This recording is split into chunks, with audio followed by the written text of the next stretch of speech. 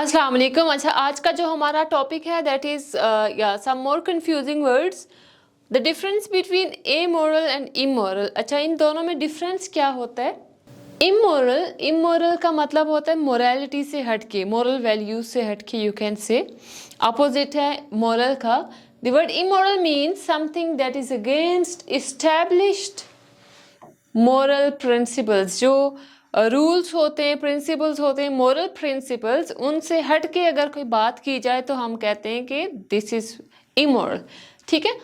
Like many religions consider lying and cheating to be immoral. बहुत सारे जो religions हैं वो कंसीडर करते हैं चीटिंग को और झूठ बोलने को कि ये एक इमोरल एक्ट है। ठीक है। द वर्ड अब क्या है, ये था हमारे पास इमोरल। एमोरल क्या होता है? This is an another word. Amoral means कि जिसको आप कहते हैं कि ना ये मोरल है ना इमोरल है। जैसे for example we have money, money itself is amoral. Amoral means it is simply a tool that can be used for good और फॉर इवल। इसका मतलब ये है कि जो हमारे पास वर्ड एमोरल है, इसका मतलब ये है that is free from moral considerations. जो मोरल कंसिडरेशंस होती हैं या मोरल वैल्यूज होती हैं उनसे ये फ्री है। ना मोरालिटी में आता है ना इमोरालिटी में आता है the word amoral. But immoral mean against moral values. Okay, उसके बाद हमारे पास है words amount, number and quantity.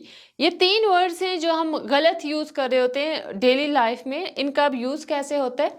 जो वर्ड है अमाउंट, अमाउंट यूज किया जाता है विद अनकाउंटेबल वर्ड्स। ये है हमारे पास अनकाउंटेबल नाउन्स, इनके साथ हम यूज करेंगे अमाउंट, जिनको यानी हम काउंट नहीं कर सकते, जिनको सेपरेट नहीं कर सकते। Like there is a significant amount of traffic in the late afternoon. उसके बाद है she inherited a large amount of money. अब आप लोग सोच रहे होंगे कि मनी कैसे एक अनकाउंटेबल नाउन है। मनी को तो हम काउंट कर सकते हैं, but the thing is that if we have rupees, अगर हमारे पास डॉलर हो तो इनको हम काउंट कर सकते हैं, but we can't count money, क्योंकि मनी में ये सारी टर्म्स आ जाती हैं। The recipe requires a small amount of wine, so wine is uncountable. I have a huge amount of work to do this week. अब काम क्या है? Amount of work. So ये uncountable है, that's why we are using amount with all uncountable nouns. Next है हमारे पास number. अब number को कैसे यूज करते हैं? Number is used with countable things, countable nouns. जैसे हमारे पास है a number of my friends. अब friends क्या है? Friend इज सिंगुलर, फ्रेंड्स है ना, इसके साथ आपने एस लगाया है। जब किसी वर्ड के साथ आप एस या ई एस लगाते हैं, it means that you can convert that word into plural, और वो हमारे पास होता है countable. A number of my friends are teachers, so it means this is countable. With countable words we will use number. A large number of people, अब इसका plural singular क्या है? Person. Person is singular and people is plural. The recipe has a small number of ingredients.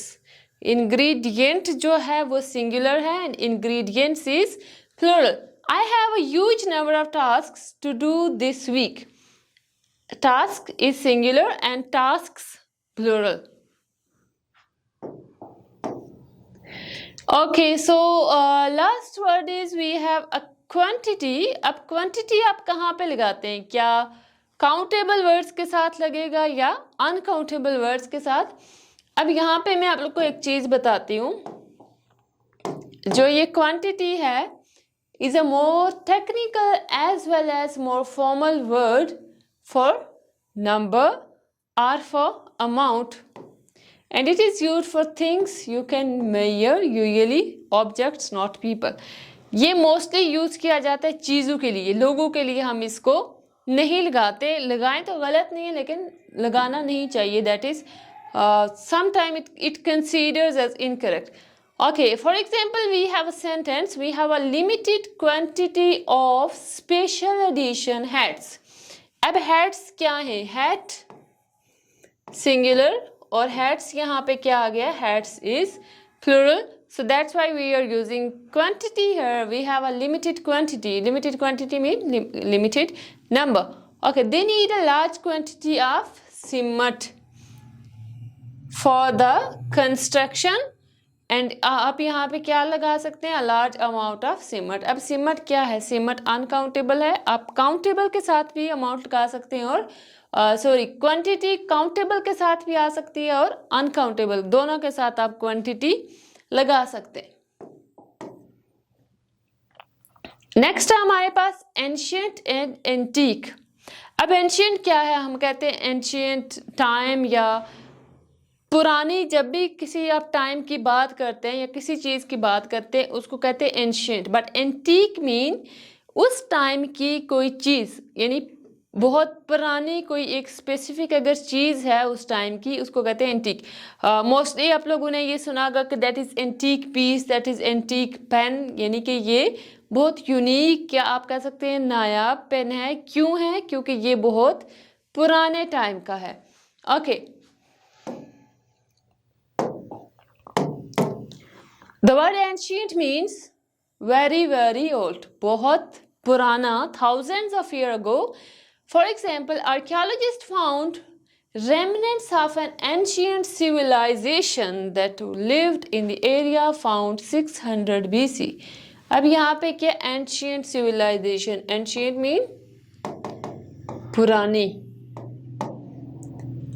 The word antique describes an item that is from an earlier period. कब, कितना पुराना, usually 50 to 100 years. आज से 50 या 100 साल पुरानी कोई चीज़ होगी तो उसका हम कहते हैं antique. I inherited an antique table from my grandmother. अब ये कोई भी चीज़ हो सकती है. यहाँ पे है कि I inherited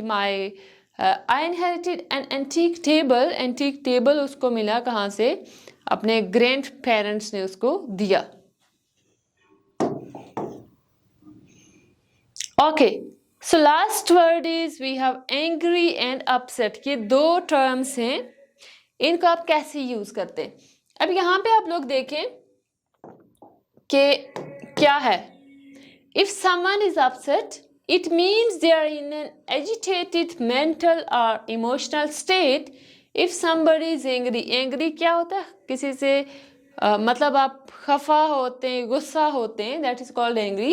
it means they are not happy, they are hostile. Being angry is stronger than being upset. Upset एक मेंटल स्टेट है कि आप ना आज डिस्टर्ब हैं, आप परेशान हैं, लेकिन एंग्री का मतलब ये है कि आप गुस्से में हैं. If somebody accidentally spilled coffee all over your new clothes you would probably be upset. क्यों? Because it's an inconvenient to you, but not angry because it was an accident and the other person didn't do it intentionally. अगर कोई गलती से आपके कपड़ों पे coffee गिर जाती है, कोई दूसरा बंदा गिरा देता है, तो आप अपसेट होंगे, ना कि आप एंग्री होंगे. एंग्री का मतलब क्या होता है कि आप उससे लाइक गुस्सा होना या नाराज़ होना. बट आप अपसेट हो सकते हैं, परेशान हो सकते हैं कि आपके कपड़े गंदे हो गए. Okay, if somebody purposefully damage your car because that person hates you then you would probably be angry. अगर कोई आपकी कार कुछ सोच समझ के डैमेज करता है या आपकी कार से उसकी टक्कर हो जाती है, then you would be angry. आप गुस्सा होंगे, आप कह सकते हैं नाराज हो सकते हैं. ठीक है, it's possible to be both angry and upset at the same time. If teenage boy took his parents car without permission and then got into an accident, the parents would probably be both upset, worried about their son's health after the accident and angry because their son disobeyed them. अब क्या है कि जो angry है and then upset है, ये दोनों situations एक साथ भी आ सकती हैं. क्यों? अब समटाइम ऐसा होता है कि कुछ ऐसे इंसिडेंट्स होते हैं कि हम लोगों को वहाँ पे लाइक टेंशन भी होती है, परेशानी भी होती है, वी आर बीइंग अपसेट भी होते हैं और दूसरे बंदे पे गुस्सा भी होते हैं कि इसने ये काम क्यों किया. So this is the basic difference between being and upset, कि बीइंग हम किसको कहते हैं और अपसेट किसको कहते हैं. ओके, सो ये थी हमारी आज की video that is about confusing words. इंशाल्लाह हम लोग मिलते हैं अपनी नेक्स्ट वीडियो में। अल्लाह हाफिज़।